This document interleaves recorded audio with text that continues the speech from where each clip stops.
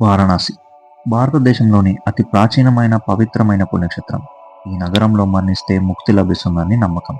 అలాగే 12 జ్యోతిర్లింగంలో ఒకటైన విశ్వేశ్వరలింగం ఇక్కడే ఉంది. Hello everyone, welcome back to my channel. ఈ వీడియోలో నేను కాశీ గురించి ఫుల్గా ఎక్స్ప్లెయిన్ చేస్తాను. అసలు కాశీకి ఎలా చేరుకోవాలి, ఎక్కడ స్టే చేయాలి, ఆశ్రమం డీటెయిల్స్, అలాగే కాశీ విశ్వనాథ్ టెంపుల్తో పాటు మస్ట్ విజిట్ టెంపుల్స్ అన్ని కవర్ చేశాను. సో వీడియో లాస్ట్ వరకు మిస్ అవ్వకండి. వారణాసిని కాశీ అని, బనారస్ అని కూడా పిలుస్తారు. ఇది ఉత్తరప్రదేశ్లో ఉంది అండ్ ఇక్కడ చేరుకోవడానికి మీకు చాలా ఆప్షన్స్ ఉన్నాయి: ట్రైన్, బస్ అండ్ ఫ్లైట్. ట్రైన్లో కాశీకి చేరుకోవడానికి ఆంధ్ర అండ్ తెలంగాణ నుండి మీకు ఫ్రీక్వెంట్ ట్రైన్స్ అవైలబుల్గా ఉంటాయి. బట్ ఇవి వీక్లీ ట్రైన్స్. మీరు 1.5 to 2 months ముందే టికెట్స్ బుక్ చేసుకోండి.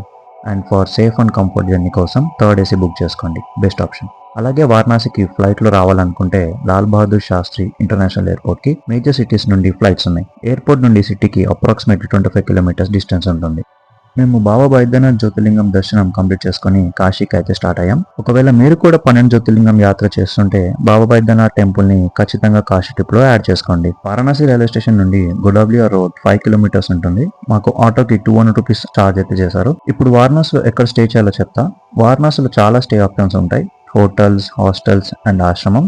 రైల్వే స్టేషన్ నుండి డైరెక్ట్గా పాండే హవేలీకి వెళ్తే మీకు చాలా తెలుగు ఆశ్రమాలు కనిపిస్తాయి. అందులో సైకిల్ స్వామి ఆశ్రమం కూడా అదే ఏరియాలో ఉంటుంది. మీరు ముందుగానే వాళ్ళకి కాల్ చేసి రూమ్ బుక్ చేసుకోండి. రూమ్ కాస్ట్ అప్రాక్సిమేట్లీ 800 to 1500 ఉంటుంది. ఈ ఆశ్రమంలోనే మీకు లంచ్ అండ్ డిన్నర్ కూడా ప్రొవైడ్ చేస్తారు. మేము అయితే హోటల్ రాయల్ కాశీలో స్టే చేసాం.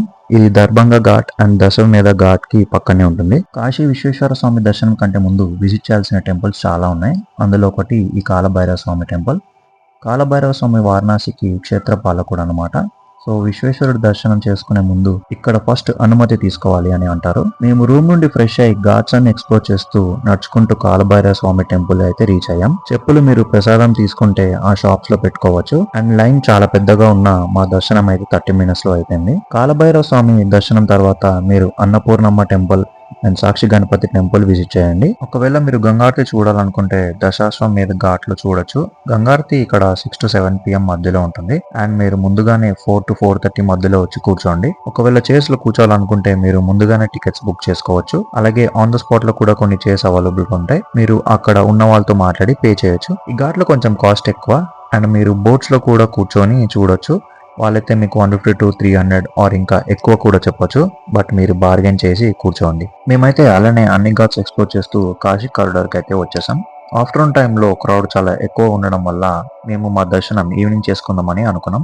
అండ్ మేము లంచ్ చేసేసి నడుచుకుంటూ బుంది పర్కోట ఘాట్, పంచగంగ ఘాట్, మణికర్ణ ఘాట్ ఇలా అన్ని ఘాట్స్ ఎక్స్ప్లోర్ చేశాం. మణికర్ణిక ఘాట్ వారణాసిలోని గంగానది ఒడ్డున ఉన్న అత్యంత పవిత్రమైన శ్మశాన వాటిక.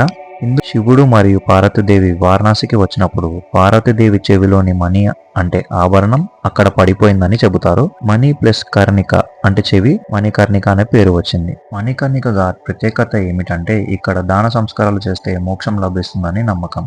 ఇక్కడ నిత్యం అగ్ని మండుతూనే ఉంటుంది. అందుకే దేశం నలుమూలల్లో నుంచి ప్రజలు తమ బాడీస్ ఆర్ అస్థికలు ఇక్కడికి తీసుకొస్తారు. ఇంకా మేమైతే కాశీ విశ్వనాథ స్వామి దర్శనం చేసుకోవడానికి కాశీ కారిడార్ గేట్ 1 కి వచ్చేసాం. చెప్పులు మీరు ఫ్రీగా స్టార్టింగ్ కారిడార్ లో పెట్టొచ్చు, ఆ లోపల కూడా పెట్టుకోవచ్చు.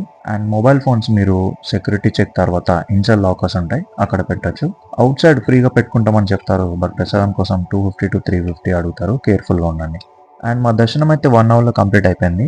మాకు 2 సార్లు దర్శనం అయితే అయింది. అందులో ఒకసారి స్పర్శ దర్శనం కూడా జరిగింది. కాశీ విశ్వనాథ స్వామి దర్శనం చేసుకోవడం భక్తులకి చాలా పవిత్రమైన అనుభవం.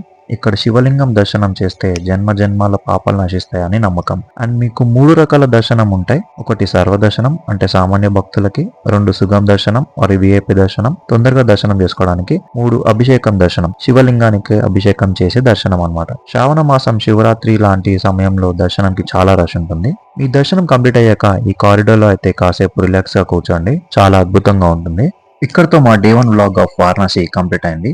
ఈ వీడియో మీకు హెల్ప్ఫుల్ అనిపిస్తే లైక్ చేయండి. కాశీ Day 2 వ్లాగ్ కోసం ఛానల్ని సబ్స్క్రైబ్ చేయండి. మీకు డౌట్స్ ఉంటే కామెంట్లో అడగండి. హర హర మహాదేవ్.